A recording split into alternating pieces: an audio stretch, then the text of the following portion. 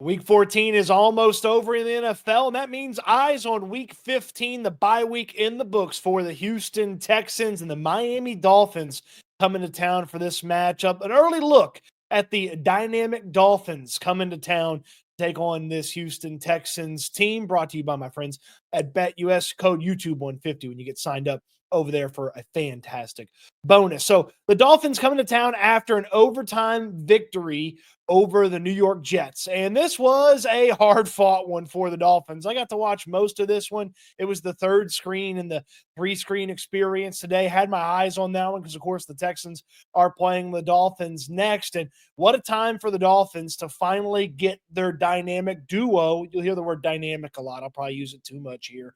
The dynamic duo at wide receiver going. Jalen Waddle and Tyreek Hill have huge days against a battered and bruised Jets secondary. Tua Tagovailoa didn't get sacked in this matchup and had an impressive 331 yards through the air. These teams actually, I think, scored on every possession in the first half or very close to that. And then there was a little bit of a hiccup there coming out of halftime. And they all got going there at the end. The Jets put the field goal on the board, take the lead. Dolphins, with almost no time left, get one of their own. And then they ultimately win the coin toss, get the ball in overtime, and march it down the field against the Jets for a victory. So I was thinking maybe if the Dolphins lost to the Jets, it's a pretty crappy loss to suffer. Maybe you'd get the downtrodden Dolphins, the out of it, no chance to make the playoffs Dolphins coming to town. Unfortunately, that's not going to be the case here. This Dolphins team is still in the thick of things. They need some help. They need some teams in front of them to trip up and fall out of playoff contention, but they have got to be thinking that they're still in the hunt here when it comes to the AFC wildcard spots. And if they could find themselves with a victory over the Texans, they could keep things rolling and keep things going. Dolphins kind of clicking a little bit here coming to Houston. Okay, they're winners of 4 of their last 5. They lost to Green Bay on the road in a bad weather situation. So I don't want to hold that one too much against them. But so outside of crappy weather, they're 4 for their last 4. And it's going to be perfect weather, obviously, inside NRG Stadium. The thing I would say about this matchup is the Texans are built to destroy a team like the Miami Dolphins from a defensive standpoint. Defensively, the Texans are excellent on the edge, and they've got 2 cornerbacks that they trust. And if you can match up Kamari Lassiter and Derek Stingley on Jalen Waddle and Tyreek Hill, you give yourself a chance with that pass rush added in. The Dolphins with a little injury issues along their offensive line. And all of a sudden, Will Anderson, Danielle Hunter coming off that little break, charged up to the max. You could sort of see how things could get out of hands for the Dolphins. Now, Tua, you're going to think to yourself, hey, he's kind of immobile. He actually escaped quite a bit of pressure in this Jets game, and he's a little bit more mobile than people probably give him credit for. He's not going to run on you a bunch. He will extend the play and find one of those impressive wide receivers to keep things open. So the Texans, when you think about from a passing standpoint, they're built to slow down a team like the Miami Dolphins. Now, where the Dolphins didn't get going against the Jets, and I would hope that they would not get going against the Texans, is they didn't get going on the ground. Devon Achane had a really tough time. He only had 27 yards rushing in this matchup against the Jets, 24, excuse me. He did score a touchdown, but that rushing attack, despite it being a close game, couldn't get anything going. So they just stuck with Tua and putting it in the air again. I feel like that benefits the Texans, though they have had some coverage hiccups in recent weeks. Mac Jones got going against them.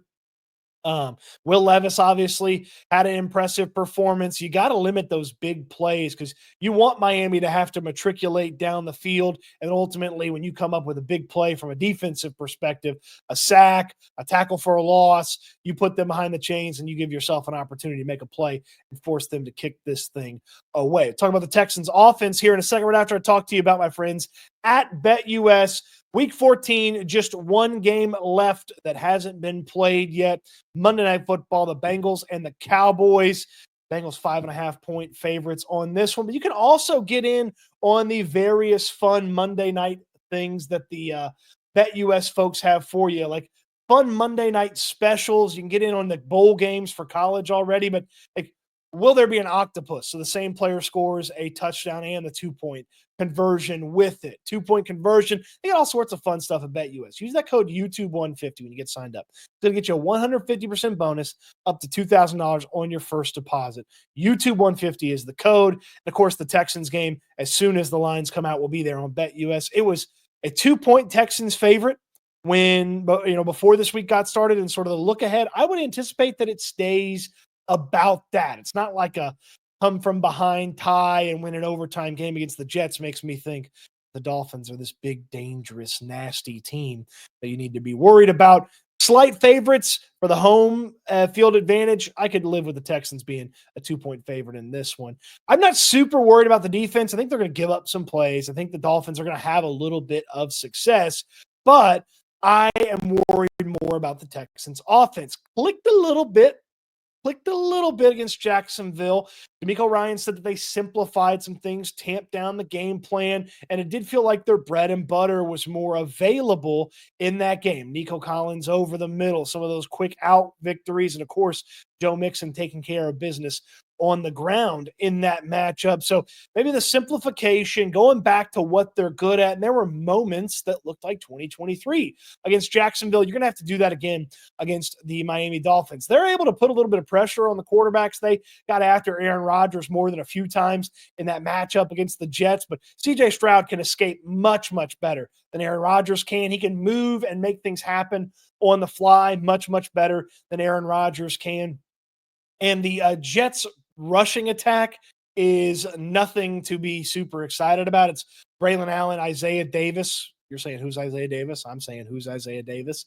They didn't have Breece Hall in this one. They rushed for less than 100 yards. The Texans have a much more formidable rushing attack that'll help keep some of those dynamic Miami offensive players off the field. It'll also help tamper and tamp down that pass rush that the Dolphins have had that's been sort of successful from time to time. And I got to tell you, it's really successful, but they've had players here or there that have had some success and been able to get after quarterbacks, flush them out of the pocket. Again, great for them against Aaron Rodgers because Rodgers can't really move. CJ Stroud can move much better than Rodgers. So him rolling out of the pocket, making things happen, that's a lot easier to deal with. The early look at this one, if the Texans are slight favorites, I think I lean with the Texans.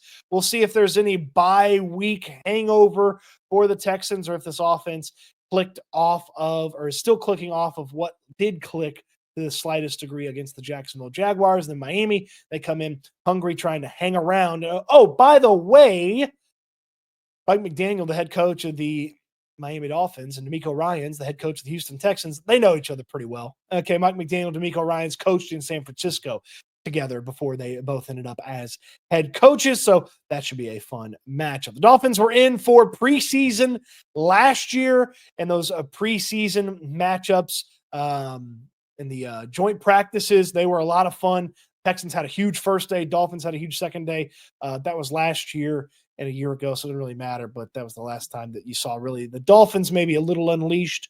Let's see what Mike McDaniel has in a real game situation for his old buddy, D'Amico Ryans. What say you? You worried about the dynamic Dolphins?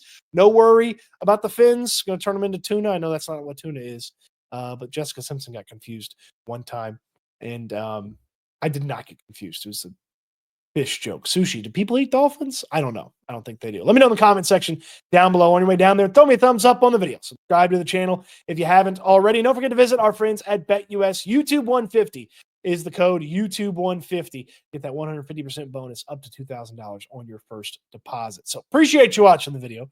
Hope you enjoyed it. Bye week's over. All right. Week 15 is here for the Houston Texans. We got plenty for you coming up here on the YouTube channel, on the SNL YouTube channel, on the Locker Room with Landry Locker. Don't miss it. And we'll talk to you again soon.